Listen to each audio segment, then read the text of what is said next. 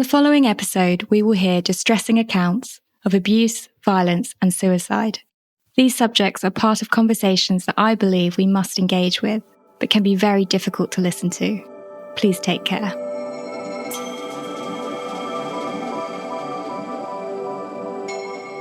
On a July day in the north of England in 2022, Kiana Dawes drove her 9-month-old baby to a friend's house. When she arrived, her friend was in the shower. She let herself in and placed her daughter, still in her car seat, in her friend's front room.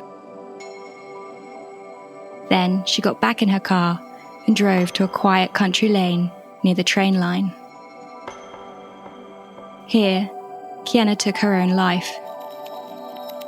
She was 23 years old. A note was later found on her phone. I fought hard, I fought long. I went through pain no one could imagine. I was murdered, slowly. He ruined every bit of strength I had left. I didn't deserve it. I didn't ask for any of it.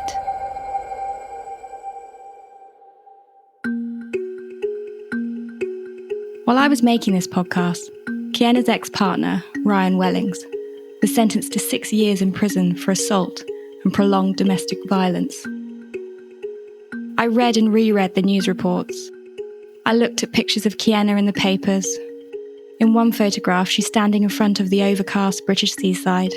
A wide smile is spread across her face as she holds her baby daughter proudly. Her long, straight, dark hair falling over the shoulder of her white sheepskin coat. In court, Kiana was described as someone who went from being a happy-go-lucky girl to frightened all the time. Tragically, you can find a story about male violence against women any day of the week. But Kiana's story is particularly chilling. The psychological toll of the abuse she endured at the hands of her partner was so severe and so catastrophic that she felt she could no longer live. With Kiana's story ringing in my ears, I set out to shine a light on precisely the issue that had led Kiana to take her own life: the devastating psychological impact of male violence in all its forms. In the next 4 episodes of this podcast, I will take you beyond black eyes and broken bones, as heinous and unacceptable as they are, and focus instead on the wounds and scars that exist internally, that linger long after the yelling and the screaming has stopped, that jeopardize a woman's fundamental sense of who she is and her ability to thrive or even exist in this world.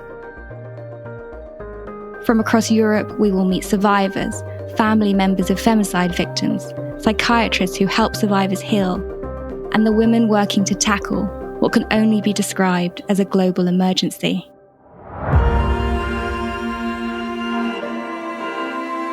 And as difficult as these conversations can be to hear, they are essential. We can't turn away. Because we can't fix a problem if we don't understand it. And maybe, if we understand it better, we can work towards a world in which no more women have to feel as Kiana Dawes did that day, completely and utterly without hope.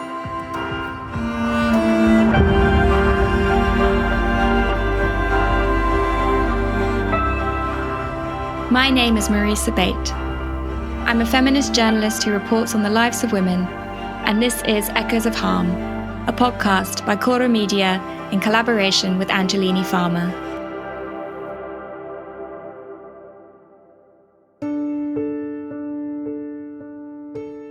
Actually, it's a problem in every country on this planet. There is no country that doesn't have violence against women and domestic violence. This is Rosa Logar, talking to me from Vienna, Austria.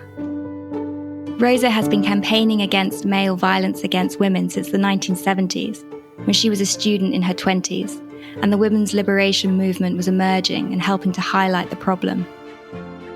In 1978, she co-founded the first women's refuge in the country.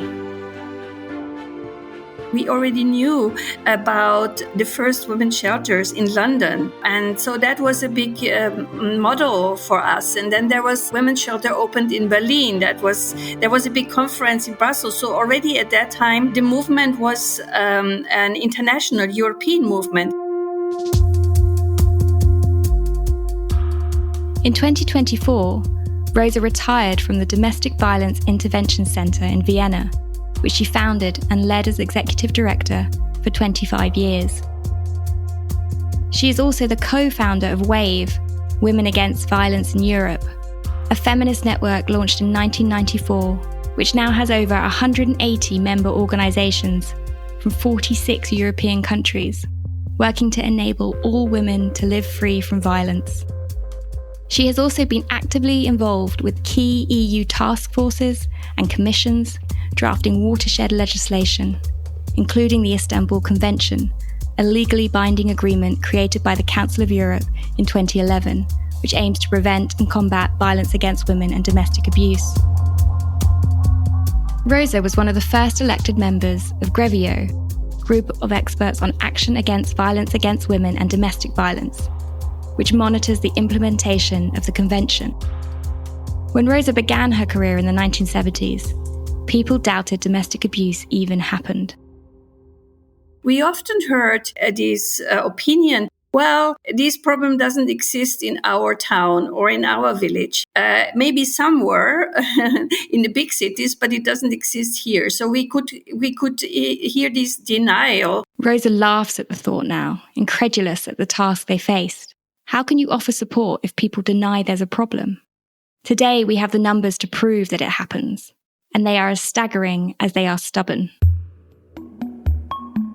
1 in 3 women in Europe has experienced male violence, according to figures from a joint survey conducted by Eurostat, the Statistical Office of the European Union, the European Institute for Gender Equality, and the European Union's Agency for Fundamental Rights.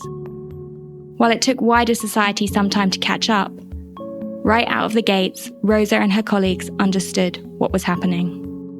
We knew that the violence was about power and control, and this power and control can be reached by different means, and physical violence is only one.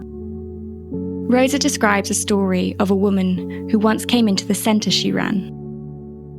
Her husband was a policeman. The woman told her he was locking her in the home, but in such a way he knew, as a policeman, he couldn't be accused of doing anything wrong.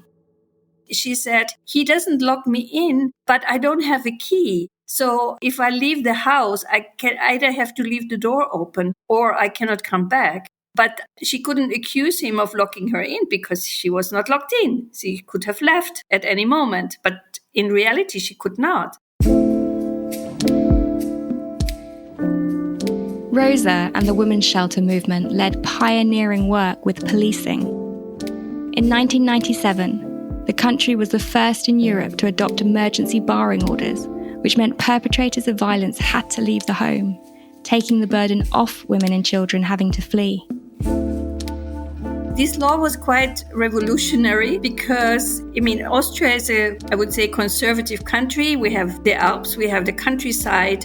There were lots of discussions. How can it be that a man, even if he's violent, he's sent out of his own home? We said, if in sport, if you play unfair, you have to leave the field. It's not the one who you attacked that leaves. So, and this was a very good metaphor for, especially for men and boys, to make them understand.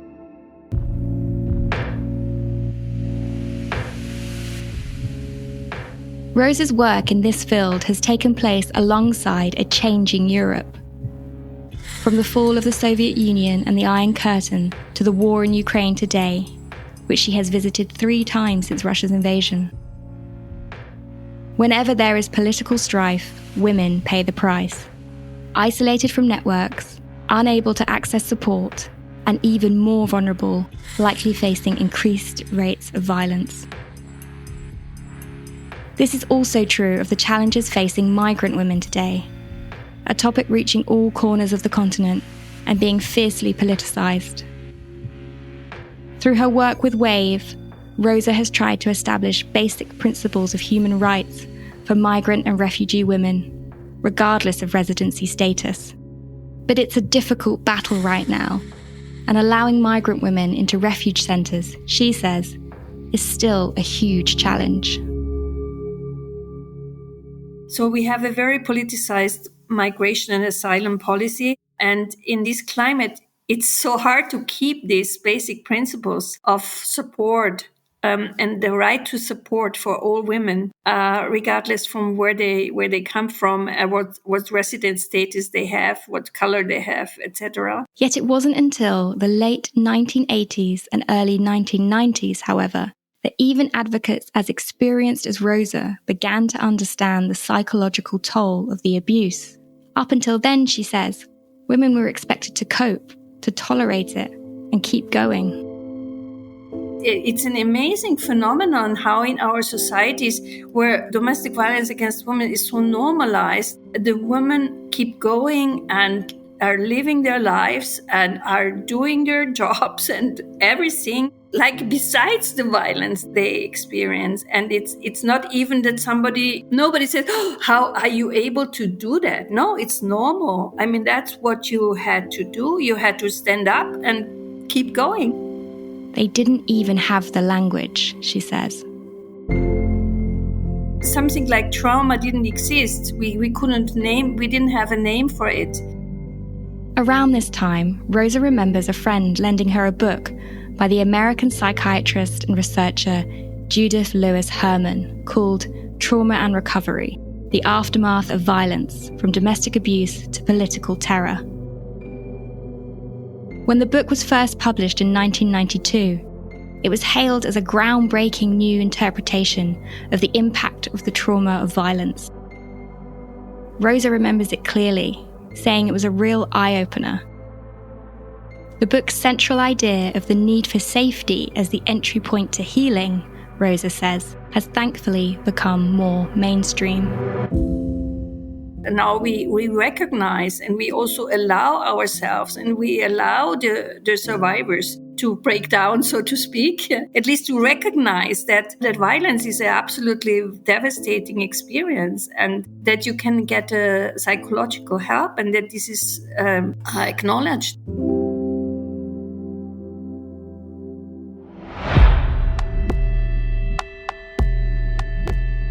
While society and experts, including psychologists, campaigners, charities, and academics, may now be far better equipped to recognise the trauma that survivors carry and the myriad ways domestic abuse can play out, victims can often be the last ones to realise. I suffered domestic abuse for about 5 years, and throughout that period, I had no clue that what I was experiencing was domestic abuse. And even when I found myself laid in a hospital bed and the police saying the words domestic abuse, I still had no clue what it was. Rebecca, we're not using her surname to protect her identity, is the mother to a teenage boy. She left her abuser 12 years ago. Throughout her relationship, she suffered physical, emotional, and economic abuse. But even if she didn't know what was happening at the time, she knew it wasn't right. As in so many cases, Rebecca's ex-partner initially disguised his controlling behaviour as concern, even romance. There were signs very early on. So the first thing he would do would be to tell me to let him know where I was and who I was with, because he was worried about me. And I had to let him know when I was home because he said he cared and he worried. But then what I noticed is he would start getting angry at me if I forgot to do those things.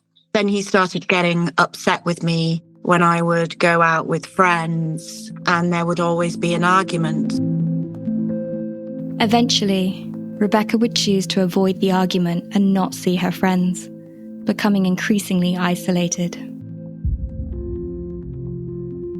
Next came the gaslighting. a form of emotional abuse that manipulates victims into questioning their own reality. And I remember the first time he ever hit me, we'd been out and we returned back to his parents' house where he was living at the time.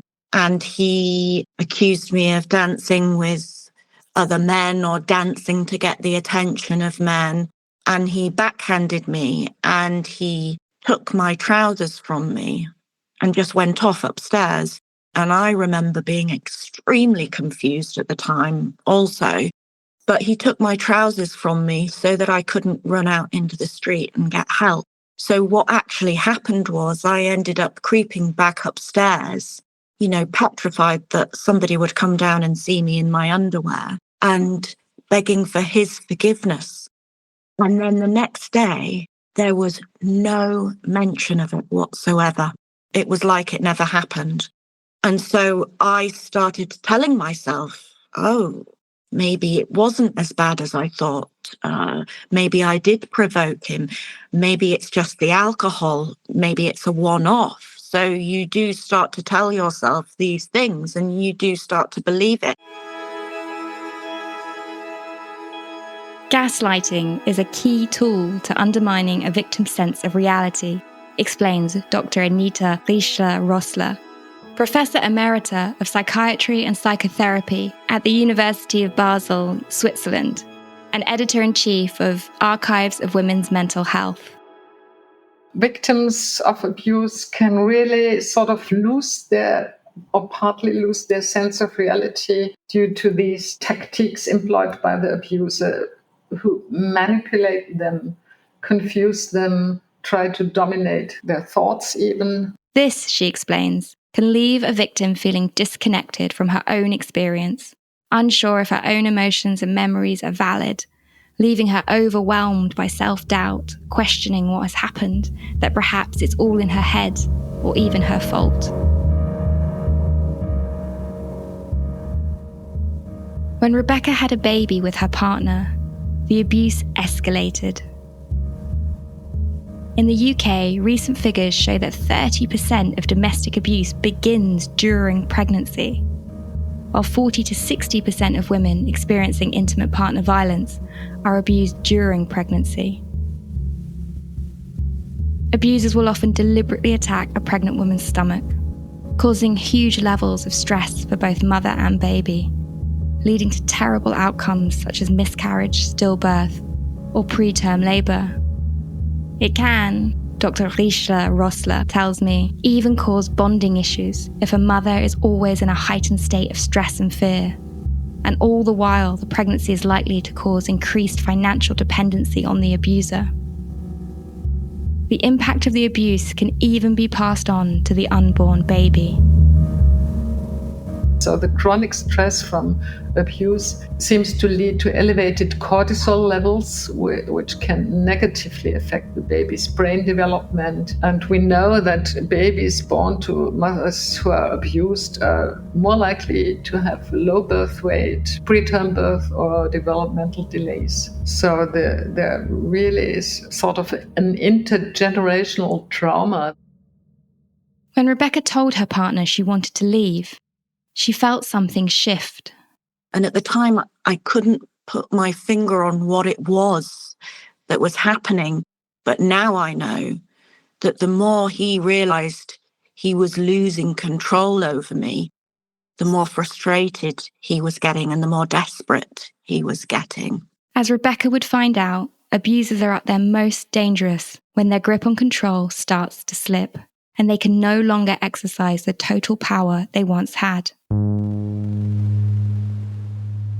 The Femicide Census, a database about the women killed by men in the UK, identified that 41% of women killed by a partner or former partner had separated or taken steps to separate, with 30% killed within the first month and 70% killed within the first year of separation. We'll hear more in this podcast about the fatal consequences that leaving an abuser can have. For Rebecca, her decision to leave changed her life. He just shouted at me Is this it? Is it really over? Do you mean it? And I remember being absolutely petrified that I had to stick with my decision. And so I told him, yes, it's over. And he jumped up and he flew towards me in a rage, and he had his hand raised and he was ready to hit me again. And I just cowered and said, please, I can't take any more. I had my eyes closed, and I remember the room suddenly became very still and quiet. And as I opened my eyes, his mood had changed, and he was suddenly very calm and composed. And he just looked me straight in the eyes and he said, I will fucking kill you. And he left the house. And that was the most scared I had ever been, because I knew that he meant it. The next night, he came into my home and he attacked me to the point of needing reconstructive surgery.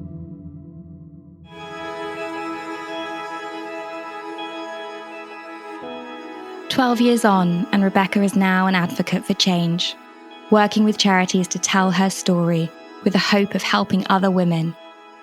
Women like she was, alone, frightened, unsure of what was happening or how to get help.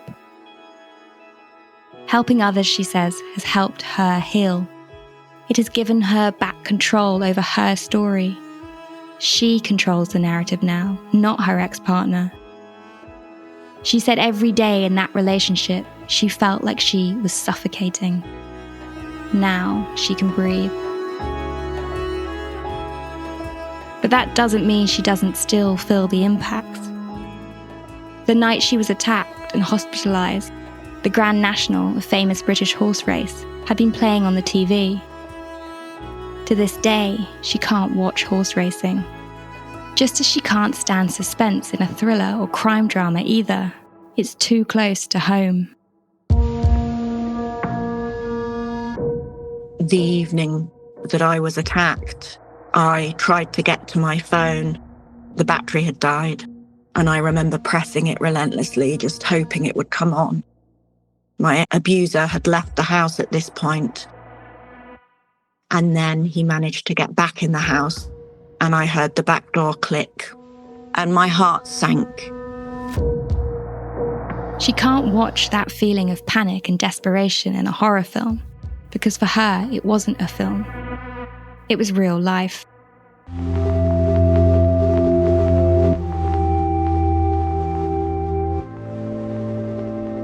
When Rebecca was brought back home from the hospital after the attack, she was wailing, "This isn't me. This isn't my life." She was inconsolable. And that day, I genuinely thought my life was over. I thought my life had ended. But little did I know, it had only just begun.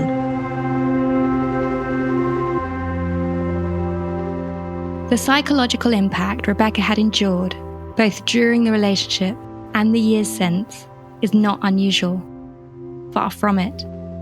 Yet a culture of victim blaming has led both victims and society to believe that perhaps these so-called bad relationships are somehow unique or individual, masking the reality that male abuse is a premeditated, systematic pattern of behaviour enacted with the same intent that we see time and time again. It is universal. As a result, the impact on abused women is also extremely similar from case to case. They suffer from feelings of shame, feelings of guilt, fear, anger. And if the abuse continues chronically for a longer time, there also occurs a loss of self-confidence. They feel very vulnerable. They suffer from sleep disturbances, concentration problems, and finally also depressive mood, anxieties, panic attacks. This can lead to full-blown psychiatric disorders, such as depressive and anxiety disorders, or frequently post-traumatic stress disorder, which abused women are 7 times more likely to experience. There is also a biological response. A woman's brain can be physically altered by the abuse. So the brain is flooded with stress hormones like cortisol or adrenaline, and this can over time damage even brain structures, such as the hippocampus, a region which is critical for memory formation. This biological shift is also felt internally at a deeper level.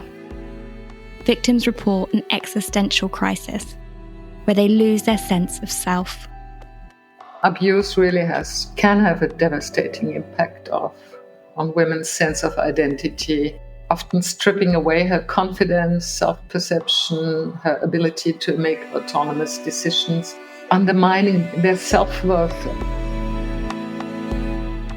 The belittling, the constant criticism, and the insults are easily internalized when a woman is isolated and vulnerable.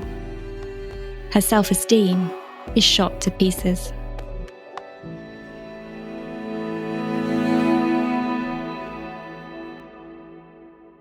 Improving our understanding of the mental and emotional toll of abuse is possible thanks to women like Rebecca, who tell their stories, a psychological labour in itself, not only to help others, but to educate wider society. The British charity Surviving Economic Abuse, founded by Dr. Nicola Sharp-Jeffs, calls the survivors they work with experts by experience. So much of what needs to change begins with listening, really listening to women like Rebecca, because they are the experts. They understand this better than anyone. And when the UN estimates 140 women and girls are being murdered each day across the globe, or, put another way, one woman is murdered every 10 minutes by a man she knows, listening feels like the very least we can do. If we listen to women like Rebecca, ensure survivors have access to the trauma-aware therapy provided by psychiatrists like Professor Riecher-Rössler, and we allow women like Rosa Logar a seat at the table when making policy change, we are at the very least headed in the right direction. We can't control the resistance and the hurdles, but we must keep pushing forward. Next time on Echoes of Harm, how feminism made the world realize trauma wasn't just felt by victims of war, the re-traumatizing impact of post-separation abuse, and the fight to rid women of a shame that isn't theirs.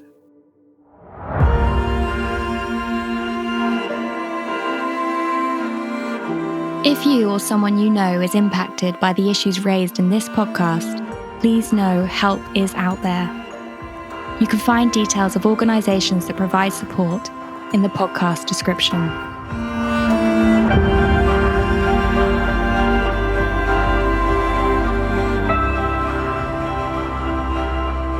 Echoes of Harm is a podcast by Cora Media in collaboration with Angelini Pharma. The podcast is written and hosted by me, Marisa Bate, with editorial support by Francesca Botenghi, editorial curation by Sarah Poma. Sound and music supervision is by Luca Micheli. Post-production and editing are done by Andrea Girelli. The graphic designer is Rebecca Grassi. The project manager is Gloria Beltrami. The producer is Martina Conte, with post-production coordination by Matteo Scelsa. Live sound engineers are Lucrezia Marcelli, Luca Possi, and Aurora Ricci.